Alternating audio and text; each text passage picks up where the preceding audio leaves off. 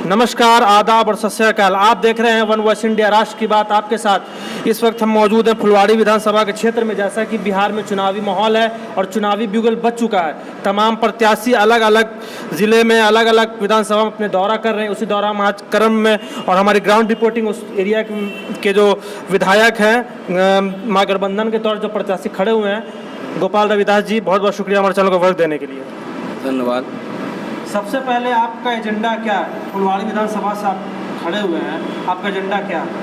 किस मुद्दे पे आप जनता के बीच जा रहे हैं और उनसे बात कर रहे हैं? हमारे जो विषय है चुनाव लड़ने का फुलवाड़ी विधानसभा में वो है रोजगार, अपराध, भ्रष्टाचार और युवाओं को रोजगार मिले, ये हमारा प्राथमिक एजेंडा है। और अन्य एजेंडा जिस तरीके से पिछली सरकार जो थी, जो नीतीश सरकार है, उस पर आप क्या बोलना चाहते हैं? नीतीश सरकार के कामकाज पे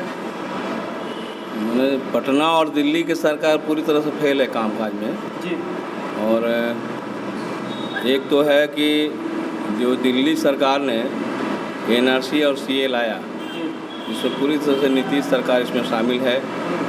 और उस एनआरसी के खिलाफ हमारी पार्टी भाकपा वाले जो महागठबंधन परिवार के लोग हैं, हम लोग एकताबद्ध होकर लड़ने का काम कर रहे हैं। और आज भी वो एनआरसी का मुद्दा थमा नहीं है, बल्कि कल ही घोषणा हुआ है कि हम बिहार के चुनाव के बाद एनआरसी लाएंगे। तो सरकार अगर लाने के लिए प्रतिबद्ध है तो हम लड़ने के लिए हर हाल में लागू नहीं होने देंगे। पूरी पार्टी हमारी एकताबद्ध होकर लड़ेगी, देश भर में लड़ेंगे। एक चीज़ और, जिस तरीके से बिहार का चुनाव है, और बिहार का चुनाव कहा जाता है देश को अलग दिशा और अलग रंग देता है, तो बिहार में चुनाव है। जाले एक डिस्ट्रिक्ट पड़ता है, एमयू के स्टूडेंट है डॉक्टर मस्कूर उस्मानी, उनको टिकट मिला। तो गिरिराज सिंह का स्टेटमेंट आया कि वो जिन्ना की जो एक वर्ड था उन्होंने जो यूज़ किया, यानी जिन्ना की एंट्री हो चुकी बिहार में।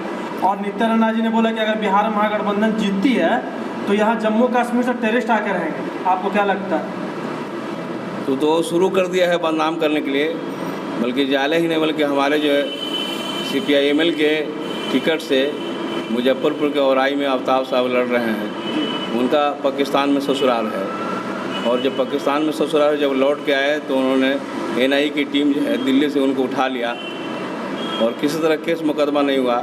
हंगामा हम लोगों ने किया तो उनको छोड़ना पड़ा।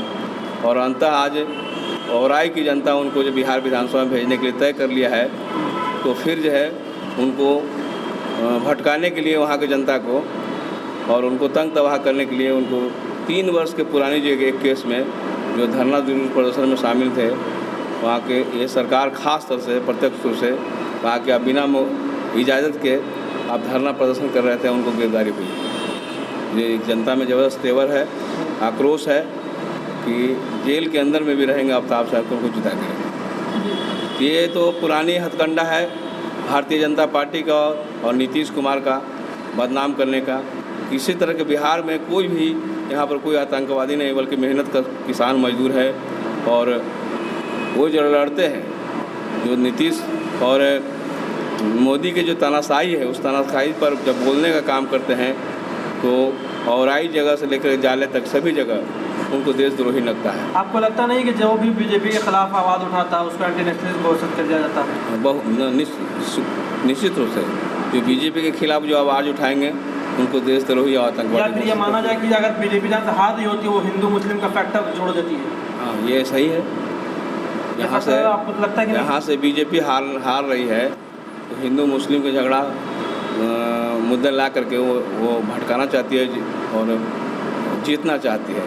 तो इस बार जनता सचेत है, बिहार की जनता सचेत है, मतदाता सचेत है और उनको इस बार डिफीट देगी और यहाँ पर महागठबंधन की सरकार बनेगा।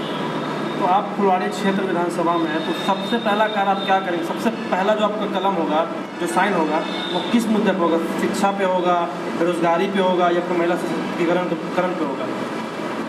हमने शिक्षा के सवाल पर उठाया है कि एक तो है फुलवाड़ी सूफी संतों का जगह है जहाँ पर ये अंतर्राष्ट्रीय स्तर पर जानते हैं,